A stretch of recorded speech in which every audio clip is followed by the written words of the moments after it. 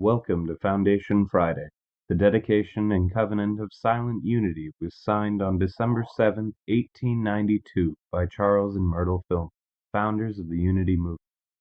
It is unlikely when they signed this covenant that they had any idea how far-reaching unity would be as it evolved into the church we know and love today.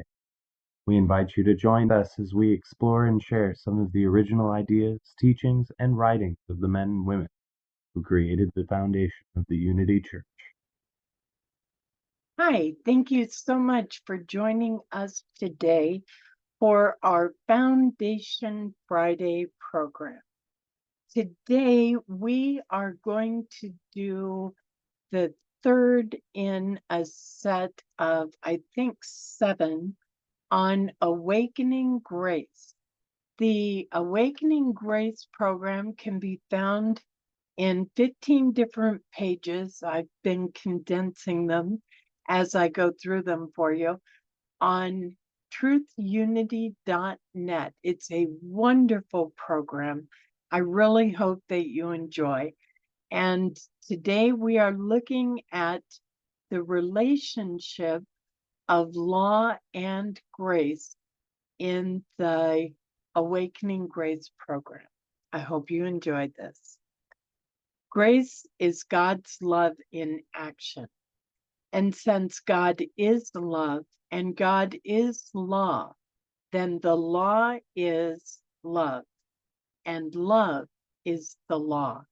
That's from Letty and Randolph Smelling's Steps in Self-Knowledge, page 80. Grace is the fulfillment of the law from that same book. Grace is the name given to the aspect of divine, which does not deal in even exchanging, but in the increase of good through greater giving. From Metaphysics, the Tan book, The Divine Paradox. We do not hold ourselves as bond servants of the law, but as recipients of the grace of God, as sons of the Most High. From the book Keep a True Lent, page 169. And this is from the Mysteries of Genesis, page 138.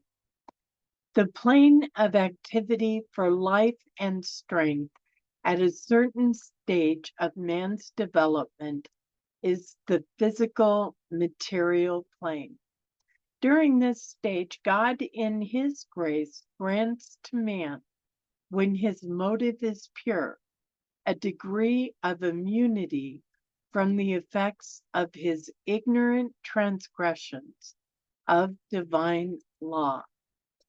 And from Eric Butterworth's Celebrate Yourself, page 128, by the grace of God, a criminal is still loved by God and can find forgiveness and ultimate rehabilitation through an activity of love that transcends law. Grace explains the inadequacy of the idea of karma, the endless cycle of cause and effect. It is true that as you sow, so do you reap. Yet, God's desire to express completely through you and as you is so great that you can never completely reap the harvest of error, and you always reap more good than you sow. This is grace. That was from Eric Butterworth's Celebrate Yourself Again on page 127. Grace is attunement with law in its perfect working. And that's from Self-Knowledge by Letty and Randolph Smellig, again, in Steps of Self-Knowledge. There is no such thing as a perfectly linear law of cause and effect. Grace doesn't deal in even exchange, but in the increase of good. Therefore, we never quite reap the harvest of our error, thought, or action, and we always reap more good than the positive we express. And of course, that is the lesson that we're looking today on grace. So, personal notes on this. For me personally, I experience grace as the love God has for my true self. And my true self, of course, is that divine spark that we all share. And the knowing that the things I do, the thoughts I think, never tarnish that true spark.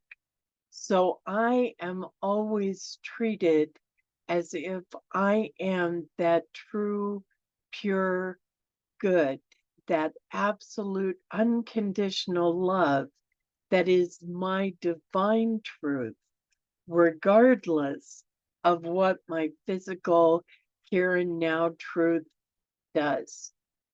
I'll tell you personally, on my journey towards grace, it was very hard for me to accept that divinely what God sees, what God knows, that divine connection is so much better than the things that I've done, the thoughts that I've had, the actions that I've taken, the failures that I credit myself with. Those things are all forgiven in God's grace. Before we go, please know you matter. You are sacred and you are so very loved. Namaste.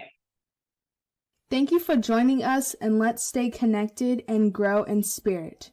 We are on Facebook. Search for Unity Church of El Cajon and follow us and like our posts. You can reach us on YouTube at Unity Church of El Cajon. Please subscribe to our channel, watch our videos, and leave comments which can help us improve. We are on the web at unityofelcajon.org. Email or call our church office to receive our weekly newsletters, which lists all of our activities and opportunities to learn and grow together.